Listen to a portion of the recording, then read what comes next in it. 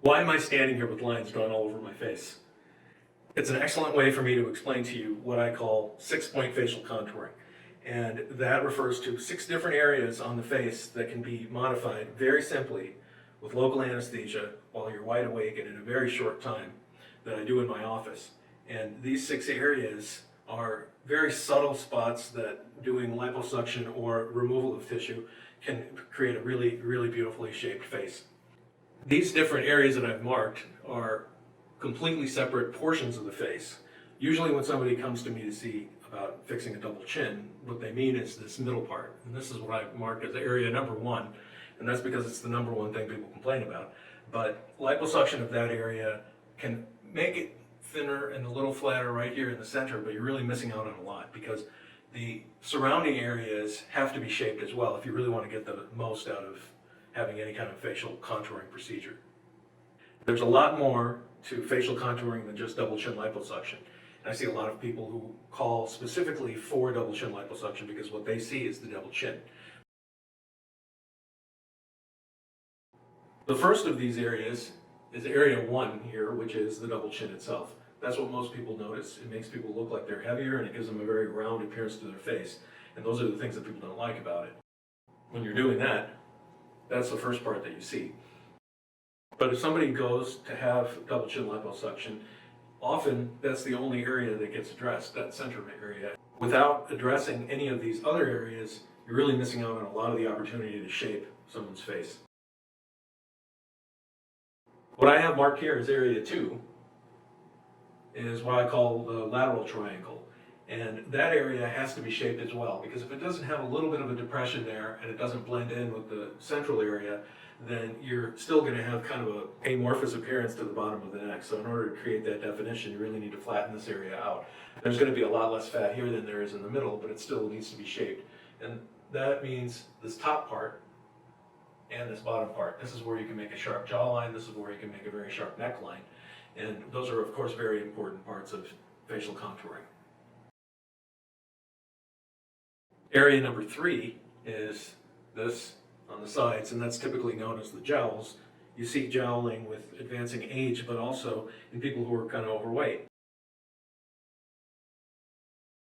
The 4th area I concentrate on is this angle right behind the mandibular angle, and this corner here being a little bit flatter by taking some fat out makes a much more angular appearance to this area, and you get a lot better shape. Makes the face look a little bit narrower, but that contoured look is what most people are actually looking for when they're saying they don't like the double chin. It really has very little fat in it, but what I'm doing there is trying to really take out as much connective tissue as I can, even if there's not much fat, because even a little bit will allow you to see that, and it's important to pay attention to that part of the neck.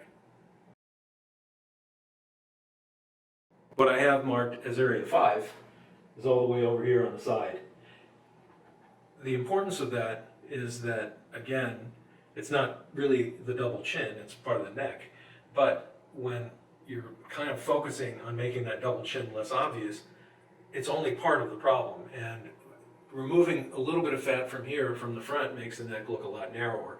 And that's something that real people like because it not only makes it look narrower, but it makes it look a little bit longer, and it's an aesthetically very pleasing appearance.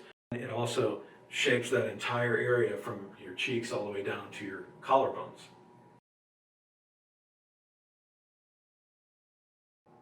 So the last part of 6-point facial contouring is the buccal fat pad.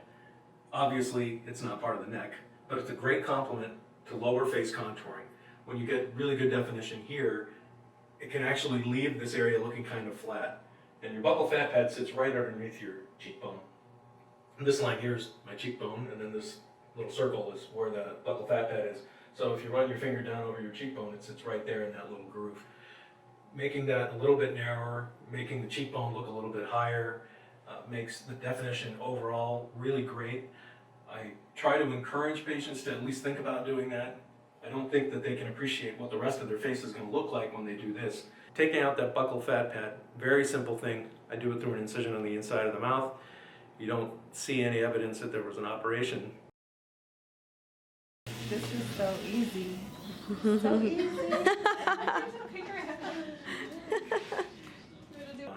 And and it makes a small depression right here underneath the cheekbone, and that gives a lot of definition to the mid-face.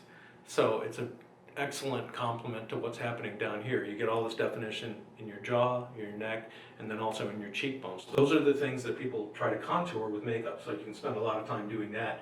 Or you can kind of get that appearance by doing something that's permanent, and you don't have to keep messing with it every day. It overall makes the face look a lot more angular, but it also makes somebody look like they weigh a lot less. I think a lot of patients are overlooking that central part of their face and focusing on this and missing out on the ability to really create a nice shape. I try to talk to all the patients that I see who come to me for double chin liposuction about maybe considering taking out their buccal fat pad, because after I make some really nice definition here in their jaw and their neck, I really like being able to see the definition in their mid-face too. And the patients who do end up doing that really do appreciate the difference. Some people will even come back later on and have that buccal fat pad excision done because they notice this more when this is all corrected. So I do try to bring it up with patients, not that I want them to just do lots of surgery, but I want them to leave happy. So 6-point facial contouring, I think, is a great way to look at contouring of the face, contouring of the neck. All of this sprouts from somebody complaining about their double chin. I think the reason so many people contact me when they are considering double chin liposuction is that they see there's a lot that you can do. It doesn't make the process any more complicated. Some people end up having just double chin liposuction done with general anesthesia, which is really unnecessary because it's a very simple thing to do with local anesthesia. I can do all of these 6 different areas, including the buccal fat pad, with the patient's awake. So no general anesthesia, it's just a little bit of local, very easily injected, very comfortable. Come to the office, have the procedure, and then you just go home.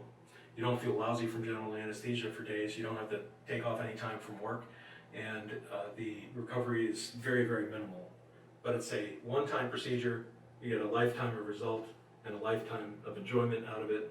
So I think it's very worth considering all of those different areas when you're looking at double chin liposuction. I hope this video was helpful. I really enjoy talking to patients about all of these topics, and I kind of get into it, and I like having these conversations with people. If you're considering doing double chin liposuction, I would encourage you to really think about all these different areas that can contribute to a really nice facial shape. Keep an open mind. There's nothing that says you have to do lots of surgery or multiple different procedures, but you need to be aware of the things that you can do so that if you have a procedure, you're going to be happy with that result. If you enjoyed this video, please hit like and also subscribe to the channel. I put new videos here all the time, and they're very informative, and I've gotten great feedback from people about it. And if you have a question or a comment, feel free to enter it down there below the video. I do try to respond to questions, and we appreciate the comments that people leave about videos.